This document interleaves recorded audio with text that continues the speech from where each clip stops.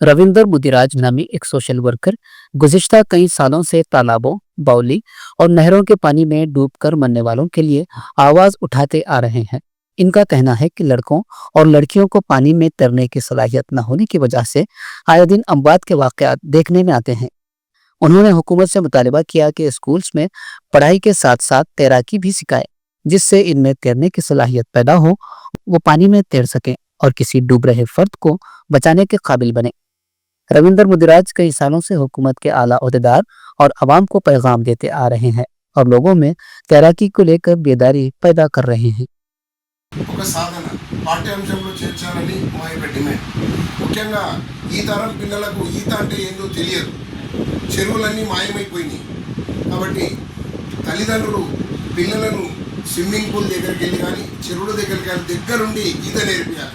గతంలో మేము ఈత ఒక నడుముకు ఒక డబ్బలు కట్టుకొని కానీ సొప్ప బెండ్లు కట్టుకొని కానీ ఈత నేర్చుకునే వాళ్ళం.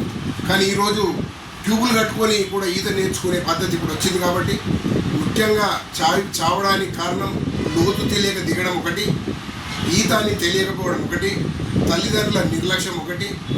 ఈత ఒక సాధన, అది నీళ్లు ఈత వచ్చినోడు నీళ్లు చెబుతాడు, కాలు చేతులు కొడతాడు అని పిల్లలకు తెలియదు.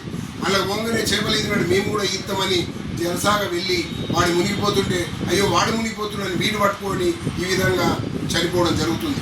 అందుకని ప్రతి పాఠశాలలో ఎల్కేజీ నుంచో 2 క్లాస్ నుంచో తప్పనిసరిగా ఈత నేర్చుకోవాలి. ఈత అంటే ఏంది అని పిల్లలకు చెప్పినట్టయితే వాళ్ళ అవగాహన ఉంటుంది. ఈరోజు అధిక ప్రవాహం వచ్చినప్పుడు ఈత కూడా ఏం పనిచేయదు. ఇలా అమెరికాలో 2వ తరగతి పిల్లగాడు ఈత కొడతాడంటే మనం ఎంత వెనుకకుందాం ఒకసారి మనం ఆలోచన చేయాలి. ఇకనైనా విద్యాశాఖ మంత్రి గారు కానీ సంబంధిత అధికారులు కానీ పాఠ్యాంశంలో చేర్చి ప్రతి పాఠశాలలో కూడా ఈ యొక్క పొడుపు కథ రూపంలో తయారు చేసి ఇవ్వడం జరిగింది. దాన్ని పిల్లలకు బోధించాలని మేము విజ్ఞప్తి చేస్తున్నాం.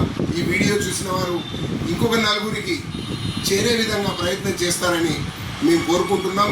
ఇప్పటి వరకు రాష్ట్రంలో సుమారుగా 700 మంది చనిపోయినట్టుగా రికార్డు చెప్తున్నాయి. నిన్ననే ఆంధ్రలో 8 మంది విద్యార్థులు చనిపోవడం అంటే ఎంత మనకు బాధ అనిపిస్తుంది. ఒక తల్లి ఒక కొడుకు పుట్టాలంటే కనరాని రాయికి పొట్టు పెడుతుంది, నాకు కొడుకు కలగాలి కూతురు కలగాలని.